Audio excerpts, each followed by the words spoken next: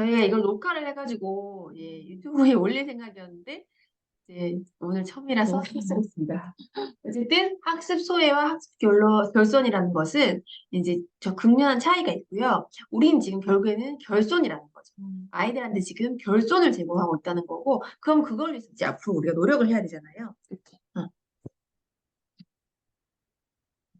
그러면 이제 부모님들이 지금 어떤 식으로 해가지고 했길래 아이들이 자꾸 좀 격차가 벌어지냐는 걸 봤더니 저소득층과 고소득층의 이제 어휘량을 분석을 해봤어요. 그런데 결국에는 이제 이거를 어떻게 제공하는 것도 결국엔 엄마들이 이렇게 지금 듣고 계시는 분들은 다 제공을 했으니까 어느 정도는 어휘력 이런 것이 다른 아이들보다는 많이 높을 거예요. 그런데 그런 것들이 제공되지 못한 아이와 많이 제공되어서 아이들이 받아먹는 아이들을 격차를 한 봤더니 5세가 되었을 때는 3,000어휘의 차이를 보이더라는 거죠. 점점 앞으로는 이 격차가 벌어질 거고 그 어휘력의 차이가 결국 아이들이 책을 읽게 만들어준다는 거고 그걸로 인해서 공부를 이제 아이들이 따라갈 수 있냐 없냐의 그런 것까지 이어진다고 할 수가 있죠. 그리고 지금 저희가 책을 지금 안 읽고 있긴 한데요. 책을 안 읽는 이제 이유가 있잖아요. 어, 그러면 여러 가지 이제 이유에서 책을 읽어야 된다고 생각을 하시는데 도대체 책은 왜 읽어야 할까요, 선생님? 책을 읽어야 하는 이유? 네. 약간 좀 요거가 지금 수능 과학 질문인데요. 한번 어머님들도 읽어보세요. 이 과학 질문을.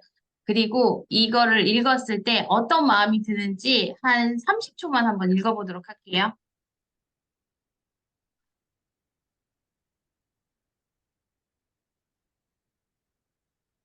여기 있는 글자들을 저희가 전부 다 읽을 수는 있잖아요. 한글을 읽기 때문에. 하지만 여기 있는 내용이 전부 다 이해가 가시나요?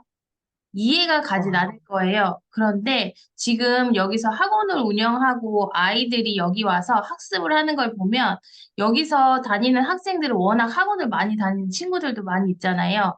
근데 아이들이 글자만 읽기만 하고 그냥 그 지문에 대한 직독과 직해는 하나도 이루어지지가 않더라고요.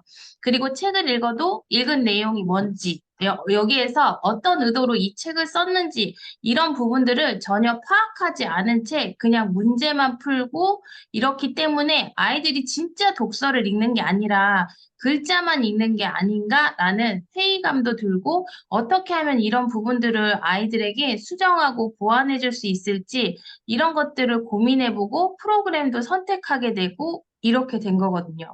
근데 지금 요새는 미디어들이 너무나 많기 때문에 아이들이 책을 읽는 아이가 거의 없어요. 그리고 학원을 8시, 9시까지 다니기 때문에 아이들이 책을 읽는 시간 자체가 확보가 되지 않거든요. 근데 이게 초등학교 저학년 때는 괜찮지만 고학년, 중학교, 고등학교 때에는 결국 책을 읽지 않아서 아이들이 확보된 어휘가 없으면 아이들이 학교 수업을 이해할 수 없고 뭔가 나아가서 내 생각과 의견을 갖는데도 엄청난 어려움을 겪을 것 같은 거죠.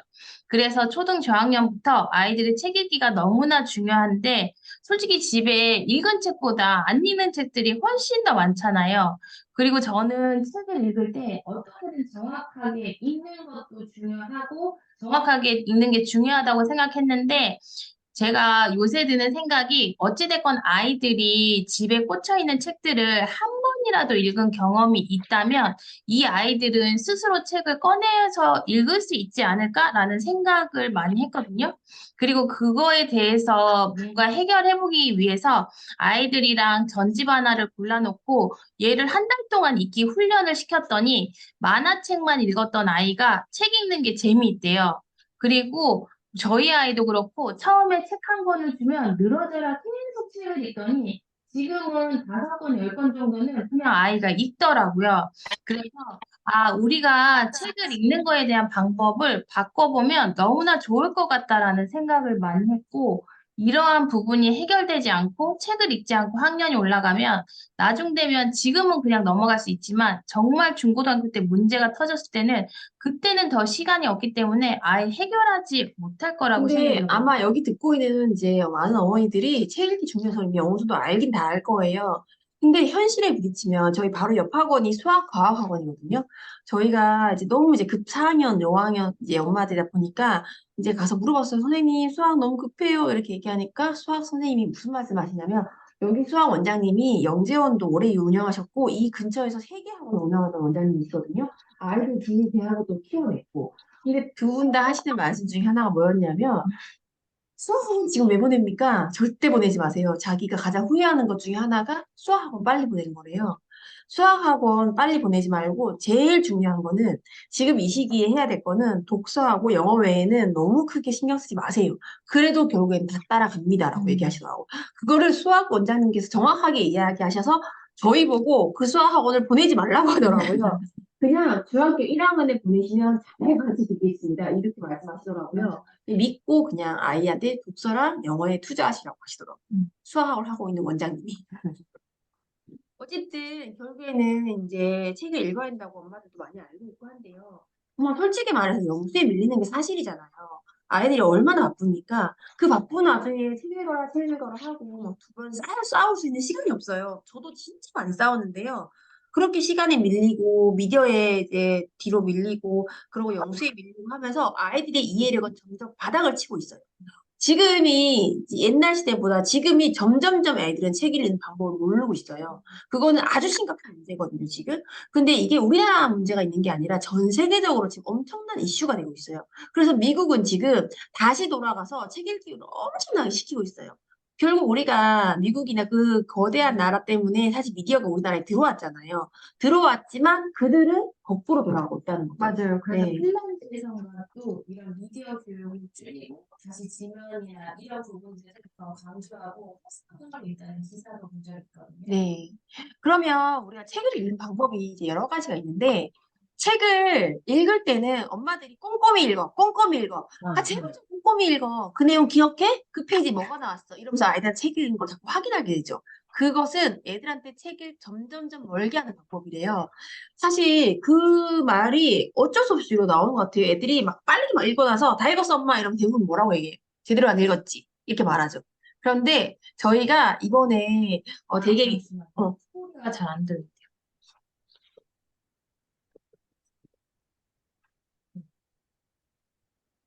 지금도 안 들리나요?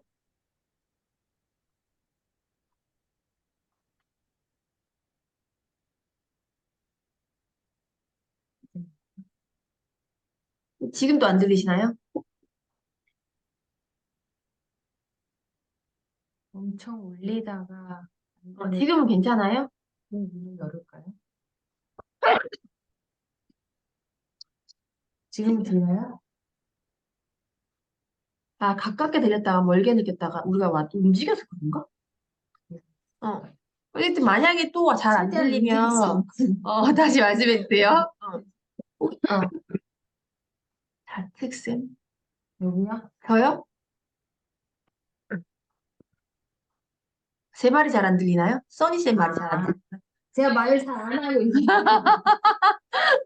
제 말을 많이 하죠. 마이크가 너무 멀어서 그런가, 선생님?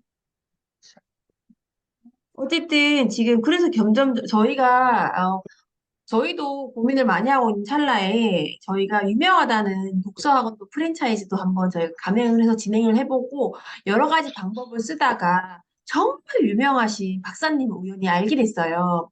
그래서 그 박사님은 진짜 함부로 만날 수 없는 사람이고 그분은 중국이면 일본이면 그분의 모든 논문이나 방법들이 전 세계에 이제 알려졌던 이제 저명하신 분인데 그분도 우리를 뵙고 싶어 하고 하면서 우연히 이 근처에서 하고 계시더라고요. 우리가 어떤 분을 통해서 만나게 됐어요.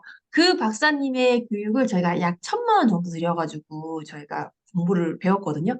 정말 몇 대 얻어맞은 기분으로 아, 우리가 정말 이렇게 오랫동안 독서 교육을 했던 사람조차도 방법을 잘못 알고 있었구나라는 생각을 되게 많이 했어요. 왜냐하면 엄마들은 책을 빨리 읽는 것이 마치 이상한 행위처럼 느껴졌잖아요. 솔직히 우리가 그렇잖아요. 그런데 어떤 책에서도 똑같이 말씀하시고 박사님도 똑같이 말씀하신 게 뭐냐면 20분, 1시간씩 읽는 것이 책을 제대로 읽는 거라고 착각 속에 빠져 있기 때문이래요. 그냥 그렇게 20분씩 30분씩 늘어지게 읽는 것이 독서라고 생각을 하는 거죠. 그게, 마치 잘못된 선입견처럼 잡혀 있는 거예요. 빨리 읽으면 뭔가 잘못 읽은 것처럼 보이는 거죠. 그런데 그 박사님의 이제 강의를 듣고 나니까 무슨 생각을 했냐면, 빨리 읽으면서, 훑어 읽으면서, 중간중간에 중간부분만 읽으면서, 아이들이 책을 읽는 재미를 찾아주게 하고, 책을 읽고 싶게끔 만드는 것이 1번이래요. 반드시 처음부터 끝까지 차곡차곡 읽어서 끝을 내는 방법이 아니라 빠르게 읽던, 훑어 읽던, 넘기면서 읽던, 아니면 중간부터 읽던, 그거는 상관이 없이 빠르게 읽어서 빨리 아이가 책을 읽고 싶게끔 만드는 것이 1번인데 우리는 그걸 방해하고 있지는 않았나. 마치 잘못된 것처럼. 음. 그게 문제였고요. 그리고 저희가 여기 음, 학원에서 토요 수업으로 아이들한테 인물책을 읽혀봤잖아요. 네. 그러니까 아이들이 책을 읽으면서도 되게 사소한 것 자체도 되게 모르고 있었던 게 되게 많이 있었는데 아이들이 책을 지금 한 달 동안 거의 5, 60권의 인물책을 읽었단 말이에요. 그 인물책을 읽으면서 나라를 몰랐던 친구가 나라에 대해서 관심도 생기고 직업에 대해서 관심도 생기고 그런 인물은 다 세계 여러 나라랑 연관이 되어 있잖아요. 그렇게 다양한 부분으로 시야가 확장되고 호기심이 확장되니까 아이들이 책 읽는 걸 더 이상 두려워하지 않더라고요. 그래서 처음에 이거를 훈련했을 때랑 우리가 지금 한 달 뒤에 이거를 훈련했을 때 아이들의 태도가 거의 완전 달라져 있거든요. 너무 많이 변해가지고 저희가 하루에 5시간씩 익혀봤거든요. 근데 마치 5시간 동안 하면서 아이들이 분명히 힘들 거라 생각하고 아이들이 버틸 수 있을까 생각해봤는데 5시간을 아이들이 정말 재미있게 책을 읽고 하루에 어마어마한 독서량을 자랑하더라고요. 근데 그게 한 달씩 쌓이게 되니까 아이들이 정말 많이 변했어요. 그거는 저희도 느끼고 해서 이거 방송해야겠다. 사람들한테 알려줘야겠다 생각을 해가지고 저희는 사실은 학원에 와가지고 6시간씩 수업을 할 때 꽤 많은 비싼 돈을 받았어요. 사실은 저희한테 알려주신 그 박사님은 5일에 280만 원을 받아요. 근데 저희 5일 동안 이제 8시간씩 하는 수업에 이제 280만 원을 받더라고요. 저희는 거기에 반에 반도 안 되게끔 받긴 했지만 그것도 애들한테 한 달 금액으로는 비싼 금액이었잖아요. 그런데 우리가 이걸 해보니까 이건 비싸게 받을 게 아니라 엄마들한테 알려줘야겠다 생각이 들어가지고 이 방송을 준비하게 됐어요. 급하게. 정말 너무 막 설레이는 마음으로 이거 빨리 알려주자 이렇게 생각을 한 거예요. 사실은 근데 막 대단한 게 있는 게 아니에요. 맞아요. 대단한 게 아니지만 우리는 그걸 하지 않았던 거죠. 음. 그래서 어쨌든 이제 1단계는 빠르게 아이들한테 읽는 걸 시킬 거예요. 그 훈련은 저희가 다른 방법으로 시켜볼 텐데 그거에 대해서는 이제 나중에 이제 수업에 대해서 하기 시작하면 이제 알게 될 거예요. 2단계가 뭐죠, 선생님? 2단계는 이제 책을 읽으면서 아이들이 그냥 훑어 읽기만 하면 안 되잖아요. 그래서 읽은 책 중에 5권 중에 한 권은 조금 더 깊이 있게 정독을 하면서 책에 나왔던 키워드들을 뽑아보는 거예요. 제 인스타에서 나왔지만 아이들이 책을 5분간 읽고 내가 읽은 책들을 아웃풋하는 훈련이 있어요. 근데 처음에 아이들이 이걸 할 때는 정말 한두 줄밖에 쓰지 못했거든요. 근데 얘를 3개월, 4개월 훈련한 아이들은 한 페이지를 쓰더라고요. 아, 그러면 우리는 내가 읽은 것들을 그냥 지나치지 않고 읽었던 내용을 상기시키면서 내 두뇌를 활성화시키고 이런 부분들이 습관화되면 아이는 내가 같은 시간에 책을 읽었지만 더 많은 것들을 아웃풋하고 이게 훈련으로 가능하구나라는 생각이 들었거든요. 여기서 잠깐 아이들이 다독을 할 때 몇 분 동안 읽을까요, 아이들이? 우리가 고민하죠. 인물책, 위인책, 전래동화를 과연 아이들한테 몇 분에 읽힐까요? 한번 채팅을 남겨주세요. 예, 몇 분의 책을 읽을까요? 그냥 솔로토이 인물책 아이들이 읽는다 딱 생각하면 몇 분이면 그 책 한 권을 읽을 수 있을까요? 5분? 5분이요? 근데 5분도 엄마 빨리 지금 좀 빠르게 생각한 거예요. 왜냐면 대부분 사람들이 10분에서 20분이라고 말을 해요. 근데 실질적으로 아이들이 처음에 읽어봤을 때 거의 30분 가까이 그 책을 읽어요. 그냥 책 갖고 그냥 싸움을 하는 거죠. 무슨 말인지 알든지 뭐든지 싸움을 하는 거예요. 그리고 딴 천장 쳐다봤다가 그림 봤다가 맨 뒤에 장면 봤다가 이런 식으로 해서 2, 30분을 끌고 나가요. 그게 지금 현실인데 저희가 어떻게 했냐면 시간을 딱 제한을 했어요. 제안을 해서 아이한테 이 책을 이 시간 안에 다 읽게 할 거라고 딱 줬더니 거기에 초몰입을 해요, 애들은. 그 시간에 그걸 읽기 위해서. 그래서 5분, 4분, 3분, 2분까지 단축을 시킵니다. 지금 1분 때 읽어낸 애들도 있어요. 물론 더 빠른 애들은 이제 초단위를 읽어. 근데 정확하게 읽고 기대하지 않아도 돼요. 그냥 아이들한테 훑어 읽기를 시키는 거예요. 그리고 두 번째, 아까 선생님 말씀하셨던 것처럼 키워드를 빨리빨리 뽑아내는 훈련을 할 건데, 처음에 아이들이 저희가 이거 훈련 잘 안 보일 텐데, 네, 고맙습니다. 여기 보시면 아이가 그래도 좀 몇 번 한 상황이었거든요. 이렇게 1번부터 10번까지 이제 한 10개에서 두세 개 정도 이렇게 확장시키는 훈련을 했거든요. 그런데 지금 4주 훈련이 될 때 어떻게 됐냐면요. 여기 보세요. 이게 여기 보시면 처음에 여기는 2분 50초, 2분 10초, 1분 47초, 1분 40초. 근데 제일 처음에는 보시면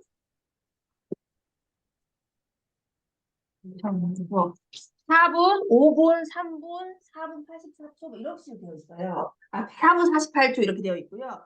여기도 다른 아이들 보면 3분, 4분, 3분 이렇게 되어 있다가 나중에는 4주 정도 지났을 때 대부분 아이들이 거의 3초 때, 2초 때, 1초 때까지 아이들이 거의 다 읽어 나가고 있어요.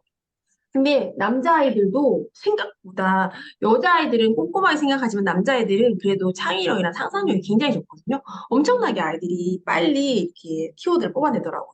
그러니까 우리가 키워드를 뽑아낼 때도 예를 들어서 흥부와 놀부를 읽었을 때 우리가 키워드로 아이가 제비라고 뽑았어요. 그러면 제비로 끝나는 게 아니라 제비가 나왔으니까 그 중에 또 다른 말을 연상해서 이 책이 여기 나왔을 것 같은 것까지 한번 적어내보라 그랬거든요. 그러면 애들이 제비하면 왠지 거기 철새라는 말이 나왔을 것 같아. 제비하면 남쪽 나라라는 말이 나왔을 것 같아. 아니면 따뜻한 나라. 뭐 이런 식으로 키워드를 계속 뽑아나가는 거예요. 그런 식으로 아이들한테 나왔던 단어부터 시작해서 나왔을 것 같은 단어까지 뽑아내는 거예요. 그래서 우리의 목표는 책 한 권당 100개 키워드 뽑아내기 훈련을 했거든요. 진짜 나중에 100개까지 적어낸 애들이 있어요, 정말로. 그래서 그것도 시간을 줘요. 무작정 계속 쓰게 하는 게 아니라 딱 2분 동안 너희가 키워드와 나올 것 같은 연상된 그 단어들을 계속 적을 거야 하는 훈련을 하니까 아이들이 다독을 할 때 신경 쓰면서 책을 읽게 돼요. 훨씬 더 집중하고 몰입해서 책을 읽어요. 3단계 얘기해 주세요. 그 이후에 이제 아이들한테 주제를 던져주고 융합 독서를 하게 하는 거예요. 지금 아이들이 읽지 않은 책들이 엄청나게 많은 상태에서 주제를 던져주면 아이들이 책에 어떤 내용이 있는지를 모르기 때문에 그 주제에 맞는 책을 독서를 가져올 수가 없잖아요. 근데 이렇게 한 번 전체를 훑어읽기를 한 친구들은 이 책에 이런 내용이 있었지? 라고 생각을 하기 때문에 주제를 던져줬을 때 바로바로 사회 영역이든 과학 영역이든 예술 영역이든 알고 있기 때문에 뽑아올 수 있는 힘이 생긴 거죠. 근데 우리는 이게 결여된 채 그냥 주제 융합을 해가지고 책을 묶어서 아이들이랑 읽기만 했지 스스로 하기 위해서는 아이 스스로 해보는 경험이 진짜 중요하잖아요. 근데 그 경험은 하지 않은 채 그냥 주제로 묶어서 우리가 아이한테 던져준 게 아니었나라는 생각을 많이 했거든요. 저희가 이렇게 빠르게 훑어읽기를 하고 전체 책에 꽂혀있는 책을 빨리 다 읽어보게 하는 이유 중에 하나가 아이가 그 키워드를 통해서 융합하기 위한 거예요. 그러니까 예를 들어서 우리가 갑자기 얘들아 물체와 물질에 대한 책을 지금 다 뽑아볼까? 했을 때 많은 책을 접했던 아이가 더 많은 책을 뽑아올까요? 아니면 정말 정복하는 애만 더 많이 뽑아올까요? 정말 솔직히 말하면 그 있는 책들을 빨리 훑어봐서 키워드를 빨리빨리 찾아내는 애들은 생각보다 많이 뽑아오고요. 그리고 아이들 스스로와 연관된 키워드를 연결시키기 시작해요. 아이들한테 창의력이 가장 좋은 건 뭐라고 하는지 아세요? 철새하면 제비가 생각나는 게 아이들한테 그 창의력이 더 좋은 아이일까요? 아니면 제비가 생각나는데 갑자기 어떤 게 생각나? 와, 전혀 상관없는 것들 아이가 얘기를 했어. 그 상관없는 거와 상관없는 걸 연결시킬 수 있는 아이가 진짜로 창의융합형 아이거든요. 그게 정말 창의력 있는 거. 전혀 상관없는 거를 진짜 연결시켜주는 아이가 창의력의 끝판왕이라고 하거든요. 근데 아이 입장에서는 다른 연결고리가 있어서 맞아요. 여기까지 연결하는 거니까. 그래서 얼마 전에 저희가 이제 물체와 물질에 관련된 책을 다 뽑아와봐라고 했을 때 아이가 어떤 책까지 가지고 왔냐면 화폐의 변화라는 책을 가지고 왔더라고요. 그래서 저희가 물어봤어요. 넌 이 책을 어떻게 해서 가져오게 됐니? 이게 무슨 물체와 물질과 관련된 거야? 했더니 아이가 말이 이거였어요. 동전은 금속이고요. 종이는 지폐고요. 신용카드는 플라스틱이니까 물체와 물질과 관련되어 있잖아요. 라고 하더라고요. 그거는 아이한테 엄청난 정말 창의력 있는 거거든요. 그리고 얘가 갑자기 우리가 또 광복절에 대한 책의 이제 키워드를 가지고 책을 뽑아오라고 했더니 이제 영국 책이랑 일본 책을 뽑아왔고요. 유관순이랑 간디 책을 뽑아왔어요. 그래서 우리가 물어봤어요. 우리 왜 광복절에 대한 책을 가지고 오라고 했는데 간디라는 책을 왜 가지고 왔니? 라고 했더니 아이의 그 연결고리가 뭐였냐면 일단 8월 15일 광복절이 인도랑 우리나라 같더라고요. 그걸 몰랐어요. 거기 책 속에 나와 있더라고요. 그 다음에 간디랑 유관순의 공통점이 있대요. 그게 뭔지 아세요? 그게 바로 비폭력. 비폭력으로 나라의 독립을 위해 애쓴 운동가라는 뜻이거든요. 그리고 그걸 어떻게 찾아냈냐고 했더니 유관순의 그 장면에서 일본 사람들이 총칼을 이제 있는 모습하고 영국 사람들이 인도 사람들 총칼을 이제 겨누는 모습이 똑같다고 딱 보여주더라고요. 너무 똑같지 않아요? 이러더라고요. 그 말은 우리가 못 봤던 것들은 애들은 그렇게 빨리 읽으면서 찾아낸다는 것이 진짜 대단한 거거든요. 우리가 그거를 한 시간 동안 읽는다고 해서 그 키워드 우린 찾아낼 수 있을까요? 못 찾아내요. 애들은 찾아내더라고요. 그런 걸 보고 진정한 융합이라는 것은 이런 거구나. 아이들이 스스로 책을 읽고 빠르게 훑어 읽어서 키워드를 찾아내는 거. 그것이 진짜 좋은 거잖아요. 그리고 요즘은 이제 아이들 그 발표나 시험에서 어떤 게 나오냐면요. 모든 지문들은 다 줘요. 정보는 다 줘요. 그 정보 속에서 아이들이 빠르게 그거를 찾아내는 훈련. 그게 진짜 아이들이 중요한 훈련이잖아요. 그리고 챗 GPT가 나오면서 더 많이 아이들은 아마 엄마들도 느낄 거예요. 챗 GPT를 활용할 수 있는 아이는 어떤 아이냐면요. 그 정보를 그때 찾는 게 아니라 알고 있는 정보로 빠르게 그 질문을 찾아내는 거예요. 그래서 진짜로 질문을 잘하는 아이들은 내가 아는 정보가 많을 때 더 빠르게 그 정보를 찾아낼 수 있는 거예요. 맞아요. 그리고 요즘 인터넷에는 거짓 정보도 되게 많이 있잖아요. 근데 그 거짓 정보를 가리기 위해서는 내가 알고 있는 게 어느 정도는 있어야지만 여기 나오는 정보들이 진짜인지 거짓인지를 판단할 수 있기 때문에 정말 책을 읽는 게 점점 더 중요해지는 것 같아요. 그래서 저 결국엔 마지막에 표현하기까지 해서 아이들이 말 또는 글 또는 그림으로 발표로 아이들이 항상 마무리하는 걸로 저희가 해봤거든요. 어, 여기 보시면 저희가 레벨 1부터 레벨 4까지 한번 저기 분류해봤어요. 책을 분류해봤어요. 네. 지금 여기에 오신 엄마들이 거의 초등학교 엄마들이 대부분이라서 이제 초등 저학년 때는 아이들이 전래랑 명작을 읽고 생활이나 창작 동화를 읽으면서 재미있게 책에 대한 흥미를 느끼는 거예요. 그리고 이 책을 어느 정도 다 읽은 친구들은 2레벨에 있는 책을 읽는 거예요. 위인이나 인물, 철학이나 세계지를 읽으면서 우리나라가 시야가 아닌 다른 나라로 시야를 확장해 놓거나 우리 직업군에 대해서도 다양하게 알 수 있고 인물에 대한 가치, 나에 대한 가치들을 생각해 볼 수 있게끔 이렇게 단계별로 책들을 확장시켜 주는 게 아이 입장에서는 계단을 한 칸 올라가고 두 칸 올라가고 세 칸 이렇게 올라가는 게 쉽잖아요. 갑자기 생활동화에 있던 친구들이 세계사를 읽을 수는 없으니까 이런 레벨의 단계를 나눠서 아이에게 제안해 주면 아이도 내가 읽을 수 있는 책을 읽기 때문에 좀 더 책에 대한 재미나 흥미를 느낄 수 있는 거죠. 그리고 마지막 3단계에서는 이제 내가 가지고 있는 지리동화나 인물 위인을 통해서 가지고 있는 정보나 이런 것들로 역사에 관해서도 한번 이야기해보고 역사를 공부할 때는 한국사를 먼저 공부하고 그다음에 세계사를 공부하는 거예요. 그 이후에는 연도별로 같은 연도를 묶어가지고 한국 역사에서는 이런 일이 일어났는데 세계사에서는 이런 일이 일어났다는 것들을 아이가 스스로 묶어서 하면 훨씬 더 쉽게 세계사나 이런 부분들을 공부할 수 있거든요. 그리고 사회나 과학에 대한 영역의 어휘들을 확보하는 게 중요하기 때문에 교과서적에서는 사회와 과학 동화들을 아이들이 읽고 그 이후에는 인문고전 그리고 중학교나 고학년 이후에는 뭐 논어나 맹자 이런 철학이나 인문학 책, 종교학, 장편, 소설까지 이렇게 단계별로 차례로 아이한테 제안해주면 아이도 편하고 엄마도 제안해준 책을 아이가 읽으니까 훨씬 더 서로 기분 좋게 독서를 할 수 있지 않을까 그런 생각이 들어요. 그래서 마지막에는 엄청난 두꺼운 책들도 아이들이 빠른 속도로 읽어서 키워드를 찾아내는 훈련을 할 거예요. 어쨌든 이렇게 레벨을 한번 나눠봤고요.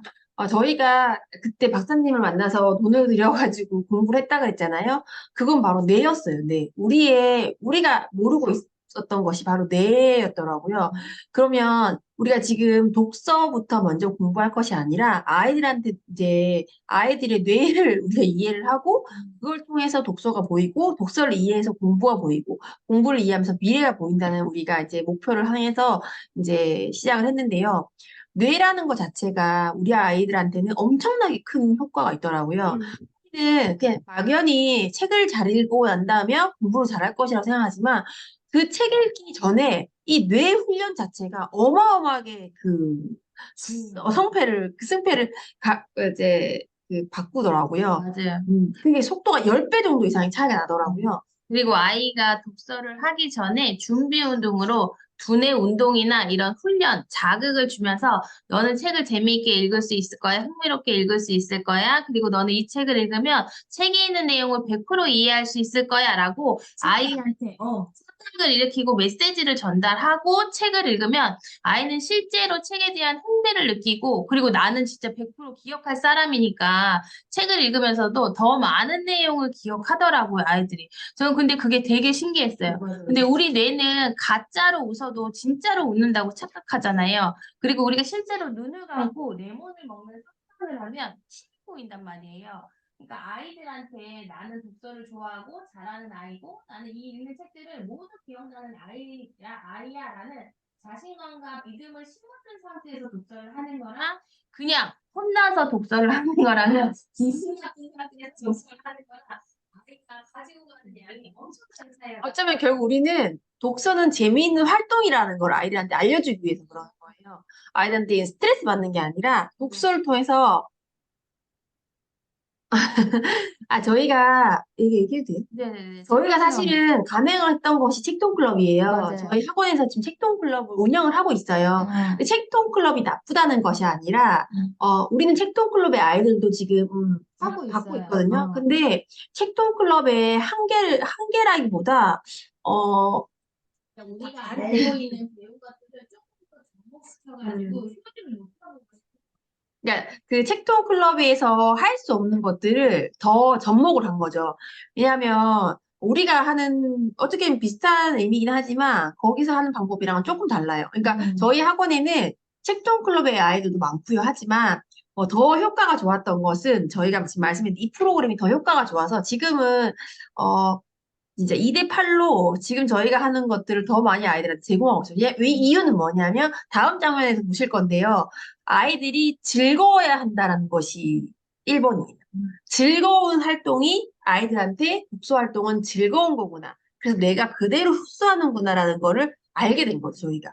그러니까 책동클럽은 뇌하고는 살짝 이제 거리가 있죠. 책은 책을 읽고 아이들의 문해력을 높이는 프로그램이에요. 아이들 문제 풀려보면 아시겠지만 아이들이 답을 찾을 때 지문에서 답을 찾는 게 아니라 자기 머리에 생각으로 답을 찾거나 아니면 우리 눈에는 뻔히 틀린 게 보이거든요. 근데 자기 입장에서 가장 익숙한 답을 아이들이 고르거든요.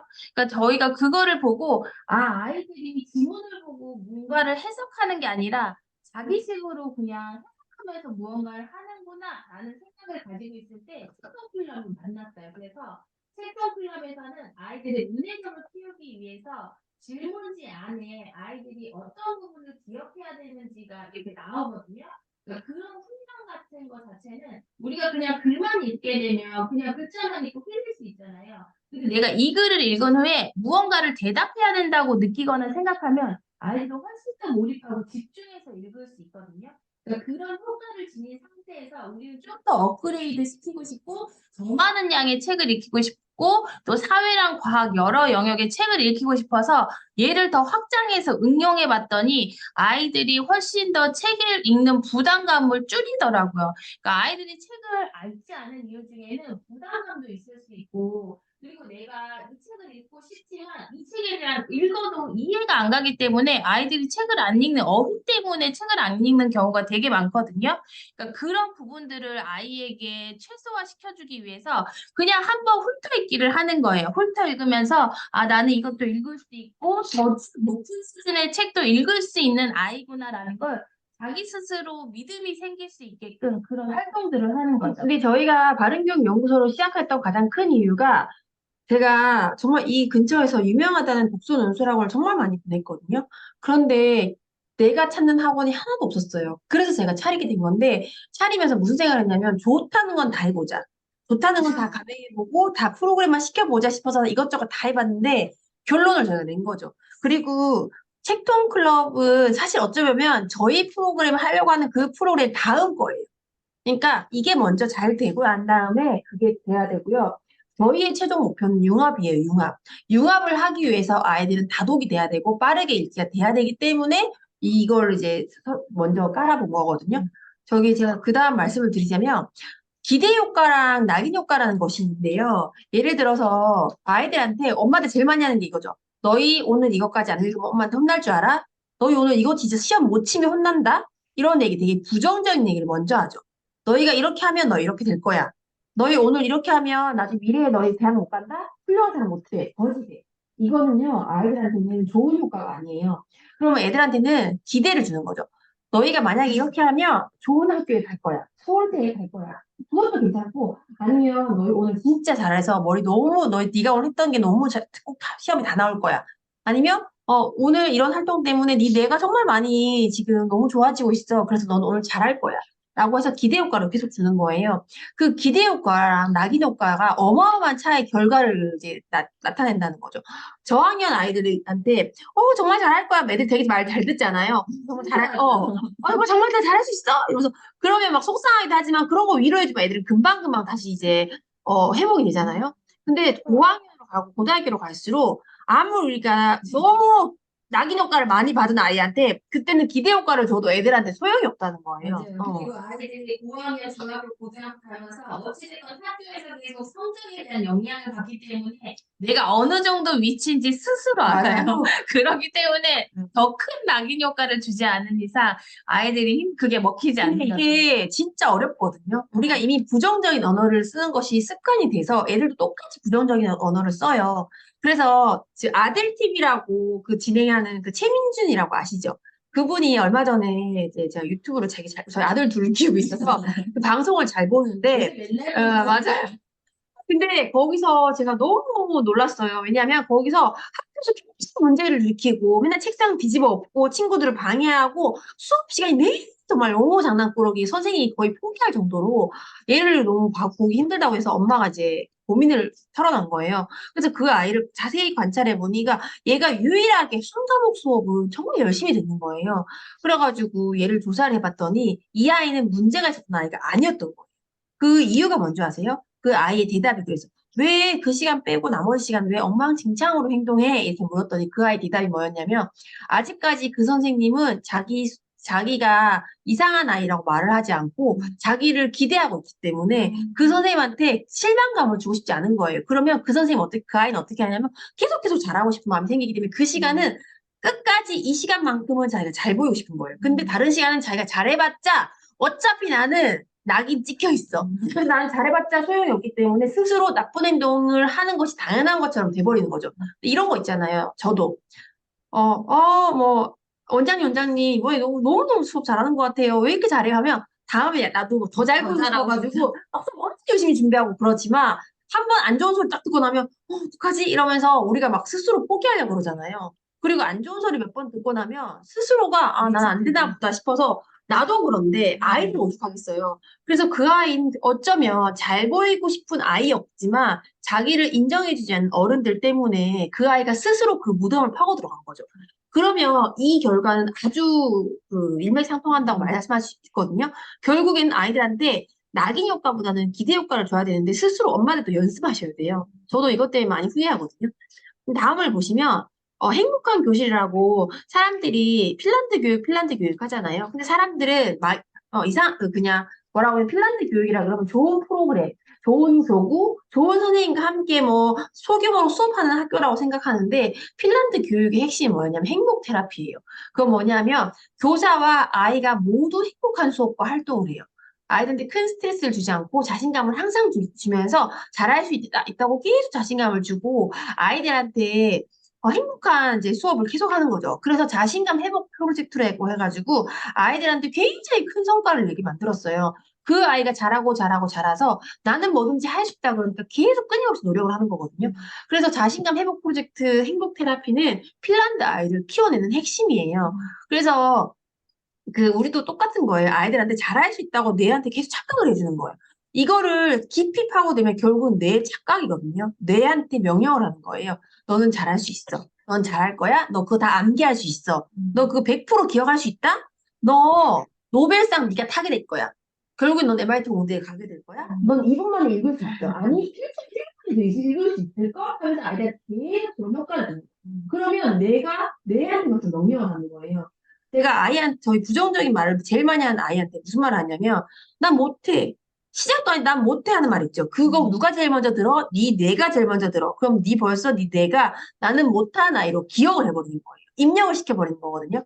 그래서 나 스스로, 엄마가 함께 아이한테 긍정적인 기대 효과를 뇌한테 계속 입력해 주는 거예요.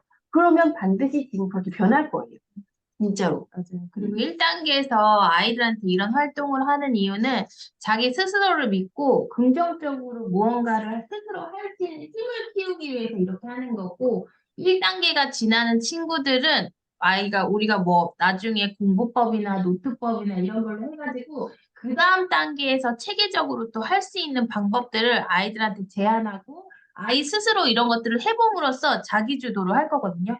그러니까 우리는 너무 선생님이나 누구한테 의존하는 경우가 많아서 아이가 해야 할 것을 아이 스스로 하지 않게 하고 선생님이 대부분 하고 아이들이 참여하는 부분이 적잖아요. 근데 이걸 통해서 우리는 아이 스스로 해보는 경험이 중요하고 자기가 해보고 자기 스스로 부족함을 느끼고 스스로 뭔가 변화의 계기를 찾는 아이들은 공부뿐만 아니라 나중에 무슨 일을 함에 있어서도 내가 실패도 해보고 성공을 해본 경험이 있기 때문에 그 자신감으로 다른 일도 도전할 수 있을 거라고 생각하거든요. 그러니까 그런 것들을 어릴 때부터 아이 스스로 직접 할 수 있게끔 계속 자리를 마련해주고 환경을 제공해주고 아이에게 그걸 이뤘을 때 성취감을 맛보게 해주면서 아이들에게 그런 긍정적인 시너지나 효과를 계속해서 주는 거죠. 이거 보이시죠? 저희의 슬로건입니다. 잠자고 있는 뇌세포 깨우기 프로젝트. 결국 노벨상 한 100명 중에 내가 있다고 우리가 외치면서 시작을 하거든요. 근데 슬픈 게 음. 학년이 올라가고 중고등학교 안 믿어. 안 믿고 그리고 스스로가 암시를 했잖아요. 근데 내가 칭찬도 안 되고. 그리고 1학년, 2학년, 3학년까지는 되게 잘 따라해요. 외치는 거. 노벨상 100명 중에 내가 있다! 이렇게 외치면 되게 잘 따라하거든요. 5학년은 벌써 어차피 내 얘기는 아니에요. 이러거든요. 그래서 막 수줍어하고 막 그러거든요. 맞아요. 그래서 1학년, 2학년들은 진짜 막 뇌가 끼워지다고 뇌 운동을 하면 정말 너무너무 잘 따라해요. 그래서 애들이 진짜 성장을 하고 있다는 생각을 되게 많이 들거든요. 그리고 잠깐 보실게요. 요게 이제 기억법, 저희가 지금 하고 있는 기억법이거든요. 여기 있는 어휘들을 보시면 대부분 사회 교과서에서 나온 어휘들이에요. 우리가 어려운 어휘들은 아이들이 알려고 하질 않기 때문에 먼저 어휘를 저희가 만들었어요. 그래서 4학년 이제 1단원에 있는 이제 어휘를 가지고 말해봤는데 여기 어머니들 저희가 딱 30초 시간 줄 테니까 한번 보시고 종이에 적어보세요. 진짜 이거 훈련 하나 해보면 엄마들 생각보다 기억 잘 못해요. 맞아요. 시작하겠습니다. 시작. 30초. 그리고 몇 개 적었는지 꼭 알려주세요.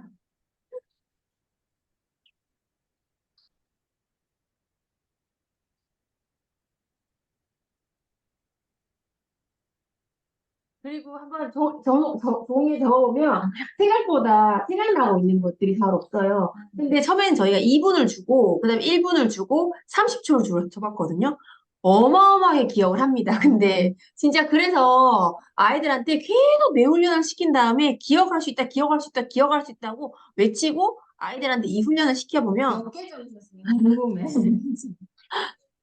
지금 저희 아이들 17개, 20개씩 적어내요. 그리고 이제 처음에는 아이들이 여기 있는 것들을 그냥 마구잡이로 외워요.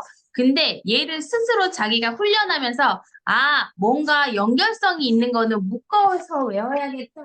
반대되는 개념은 묶어서 외워야겠다 하면서 아이들이 스스로 자기 스스로 공부하는 방법을 찾아내더라고요. 그래서 어떤 친구가 여기 있는 문제를 대부분 적었길래 어떻게 이렇게 많이 기억했어? 라고 물어봤더니 선생님 도시랑 촌락은 반대되는 개념이니까 얘를 세워가지고 촌락에는 농촌, 어촌, 뭐 밭 이렇게 촌락, 어업, 이렇게 촌락을 주제로 해서 연계되는 단어들을 같이 외웠더니 훨씬 더 잘 외워지더라고요 해서 자기 스스로 경험을 하고 실패도 해보고 공부 방법을 찾아낸 게 진짜 대단했거든요.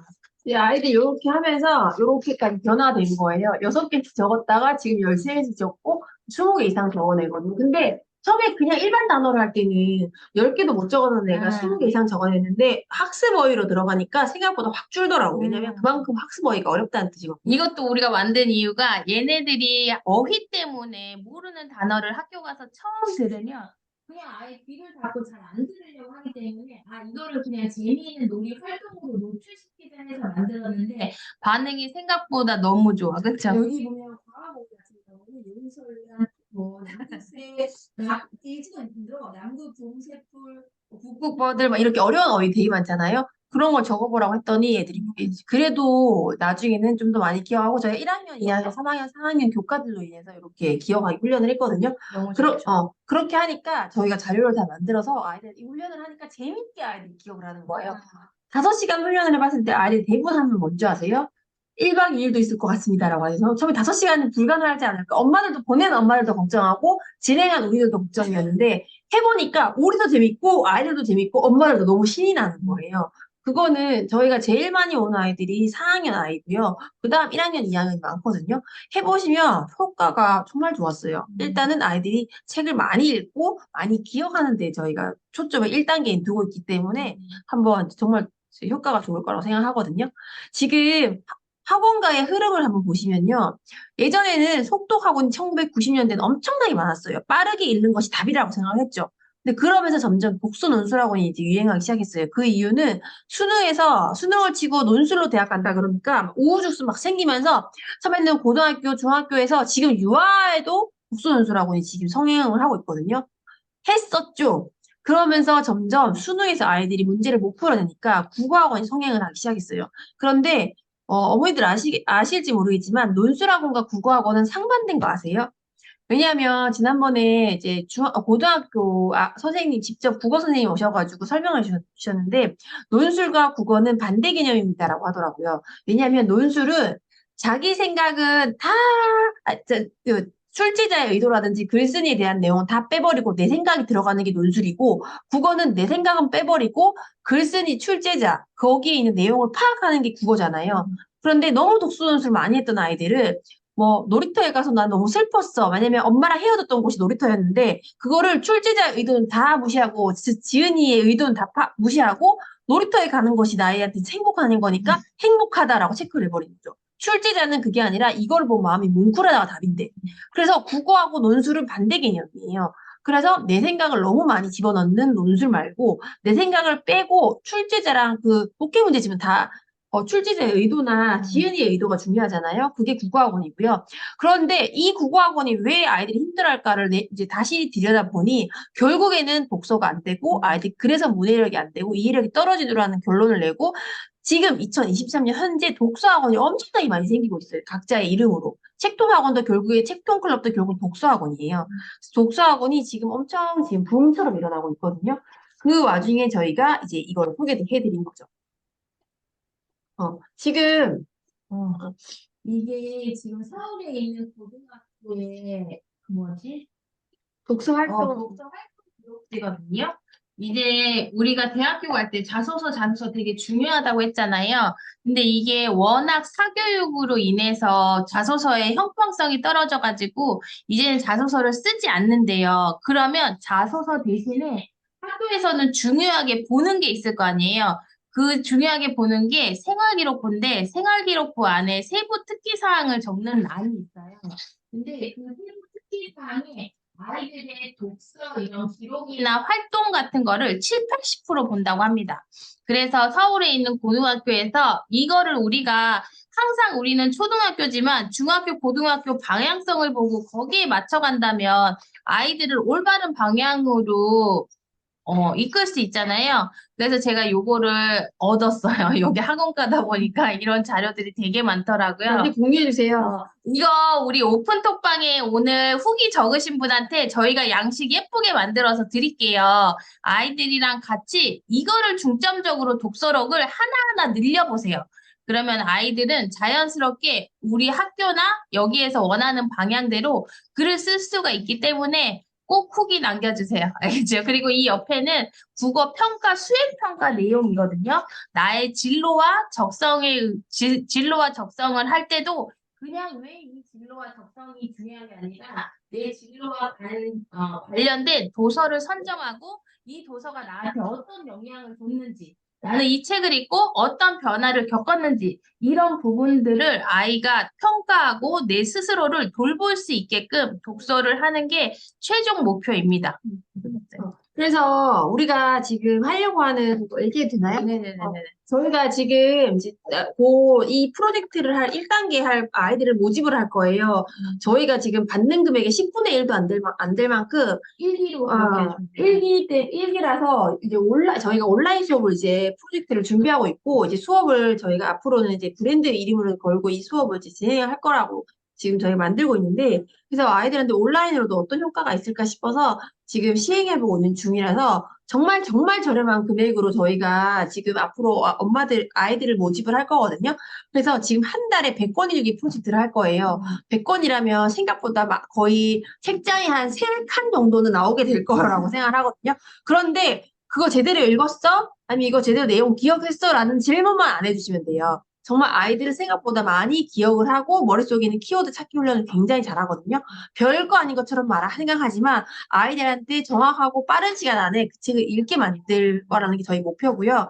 그렇게 해서 저희가 이제 조만간 이 수업을 모집을 할 거예요. 정말 저렴하게 정말 저 아이들한테 이제 기회를 주고 싶어서 저희가 하는 거라서 저희 사실 이거 프로젝트 지금 개발도 하고 있고 교재도 여러 가지로 개발하고 있는 중이기 때문에 그냥 엄마들한테 진짜 이런 거 한번 나중에 체험 사례 많이 얘기해 주시면 저희도 엄청나게 도움이 될 것 같아서 이런 거 이렇게 방송을 준비했고요. 앞으로 이 방송을 또 한번 할 생각이에요. 좀 더 많은 이번에는 조금 너무 급하게 하다 보니까 저희가 네, 좀 그랬는데 나중에 다른 채널로도 저희가 많이 모집을 할 생각이거든요. 어쨌든 저희가 준비한 프로그램을 한번 조만간 오픈하도록 하고요. 이렇게 여기 책자를 만들어서 드릴 거예요. 그렇게 해서 애들한테 얼만큼 기억을 하고 얼만큼 기억권인지 이렇게 하고 이제 아이들한테 학력을 맞춰가지고 그 담당하고 있는 뇌세포를 키워라는 프로젝트까지 아이들한테 선보일 예정입니다. 맞아. 그래서 아이들한테 1, 20분 동안 두뇌 트레이닝이나 자기 자아에 대한 이런 것들을 긍정적인 메시지를 주고 아이들이 빠르게 책을 읽을 수 있도록 하는 프로그램이라서 우리 안 읽은 책들 되게 많잖아요. 일단은 한번 훑읍시다. 한번 훑고 아이가 이런 책이 있구나 정도는 알게끔 하는 게 돈을 쓴 거 아깝지 않을 것 같아요. 5개월이면 500권은 나오게 할 수 있습니다. 그리고 100권이라고 해서 애들한테 읽은 책 읽지만 하지 마시고 그 단계 책들은 다 꺼내서 또 읽고 다음 주에 또 읽고 왜냐면 첫 번째 받는 느낌과 두 번째, 세 번째 받는 느낌이 전혀 다르기 때문에 저희도 박사님한테 물어봤어요. 읽었던 책 또 읽어도 돼요? 하니까 상관없대요. 그냥 아이들한테 그냥 책에 쌓이는 느낌만 계속 주게 하면 읽고 싶게 될 거다라고 말씀하시더라고요. 그래서 저희가 여기가 참 좋았던 게 아까 댓글로 이제 몇 학년 엄마인지 오픈톡에서 확인을 해보니까 초등학교 저학년이더라고요. 네, 맞아요. 각자 집에 있는 책을 읽는 거예요. 저희는 20분 동안 아이들한테, 네네. 20분 동안 아이들한테 너는 할 수 있다, 너는 이 책을 잘 읽을 수 있다, 이런 두뇌 트레이닝을 시키고 책은 각자 집에 있는 책들을 정할 거예요. 근데 아이들한테 정하라 그러면 가지고 읽고 싶은 책만, 좋아하는 책만 읽잖아요. 그래서 아이 연령이나 집에 가지고 있는 책을 알려주시면 이 전집을 목표로 해서 읽으세요라고 저희가 제안은 해드릴 거예요. 일단 제일 저학년 7세나 1학년 아이들은요. 전래 명작 위주로 읽을 거고요. 전래 명작도 너무 길어서 힘들다 싶은 애들은 생활 동화나 이야기 동화 그런 거 위주로 많이 제일 처음에는 무조건 쉽게 읽을 수 있는 책으로 꺼내주시면 되고 그건 어머니들이 함께 도와줘야 돼 처음에는. 그다음부터는 애들이 다 꺼내올 거거든요. 그래서 결국에는 위인, 인물, 한국사까지 다 꺼내올 수 있도록 저희가 만들 거니까 일단은 단계별로 좀 진행해 주시면 좋을 것 같아요. 네, 맞아요. 그래서 집에 한 톨의 먼지도 쌓여있는 책이 없게끔 하는 게 저희 목표고 책좀 쌓읍시다. 아이 키보다 더 높게 우리가 초등학교 가면 진짜 책을 놓는 둘째 구간이 초등학교잖아요. 애들이 어느 정도 글을 읽을 수 있으면 아이 스스로한테 맡기고 아이한테 전혀 관여하지 않기 때문에 아이들을 책을 놓게 된단 말이에요. 근데 여기 다행히 엄마들이 초등학교 저학년 엄마들이 많아서 이 기회에 아이한테 다양한 책을 읽을 수 있는 환경을 제공해주면 너무나 좋을 것 저 같습니다. 오죽하면 저 4학년짜리 아이 수학학원, 영어학원, 과학학원 다 그만두고 진짜 3달, 4달 동안 독서에만 몰입했어요. 아이들이 정말 그것만이라도 해야지만 나중에는 좀 더 빠르게 아이들이 성장할 수 있어요. 지금 1학년, 2학년 때 이거 놓치면 진짜 힘들고요. 그리고 이 겨울 절대 놓치시면 안 돼요. 겨울에는 아주 어, 더 스파르타도 네, 빡세게. 겨울은 책 읽기 가장 좋은 계절이고요. 어차피 밖에 못 나가요. 해외에 지금 뭐 어디 나가실 거 아니면 그냥 집에서 책 읽기라도 제대로 시켜보자는 게 저희 목표고요. 그러다 보면 나중에는 이제 이번 기회에 진짜 잠자고 있는 뇌랑 책을 다 꺼내오도록 만들 수 있도록 함께 노력을 해봤으면 좋겠어요. 1학년 감사합니다. 어, 저희 이제 이거 뭐지? 한지 4개월밖에 안 됐단 말이에요. 주변에 소문도 많이 내주시고 홍보도 많이. 저희가 조만간 올릴 건데, 저희가 지금 계획하기로는 12월 초로 지금 계획을 하고 있어요. 그리고 혹시 아이들이 얼만큼 모여질지 모르겠어 시간도 조정을 하고 있으니까, 그리고 저희 지금 홈쇼핑 잘하고 있나요? 진짜 물어보세요. 그리고 이제 혹시 요일도 저희가 정할 거고, 웬만하면 이제 아이들이랑, 근데 요즘 고학년들은 국영수 학원에 너무 이제 밀리고 있어가지고, 온라인이 오히려 좋을 수 있다고 생각을 하고, 이제 함께 노력을 해주시면 정말 좋을 거고, 책 많이 읽히게 한 선두주자로 한번 옆장서 보겠습니다. 독서하는 바르게 읽어서. 저희는 내일은 저희 학원에서 또 그 아이들이 5시간씩 와서 독서를 하고 있거든요. 오프라인으로 찾아오셔도 저희 환영하고요. 그리고 저희 일요일마다는 가서 박사님한테 저희도 훈련을 받고 있거든요.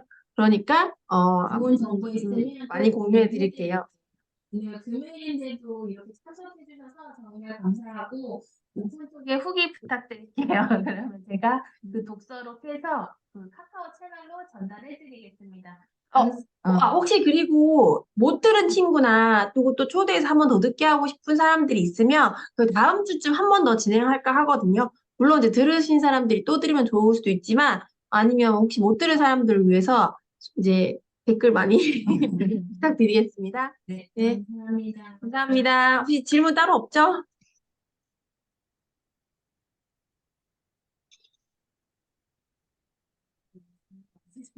감사합니다. 감사합니다. 어땠어요?